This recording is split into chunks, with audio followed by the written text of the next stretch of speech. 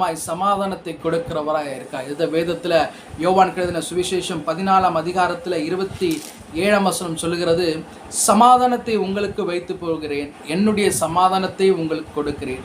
உலகம் கொடுக்க பிரகாரம் நான் உங்களுக்கு கொடுக்கிறதில்லை. உங்கள் இருதயம் கலங்காமலும் பயப்படாமலும் இருப்பது. வேதம் சொல்லுகிறது, இந்த உலகம் கொடுக்க முடியாத சமாதானத்தை கர்த்தர் நமக்காக வைத்து போகிறார் என்று சொல்லி நம்முடைய இருதயம் பயப்படாமலும் கலங்காமலும். கிதியோனை பார்த்து கர்த்தர் சொன்ன வார்த்தை, உங்களுக்கு சமாதானம், பயப்படாது என்று சொன்னவர் நம்மையும் கர்த்தர் பார்த்து சொல்லுகிறார், உங்களுக்கு சமாதானம். இந்த உலகம் கொடுக்க முடியாத, இந்த உலகத்தில் ஒரு மனுஷரால் நம்ம பெற்றுக்கொள்ள முடியாத சமாதானத்தை கர்த்தர் நம் வாழ்க்கையில் கொடுக்கிறவராய்.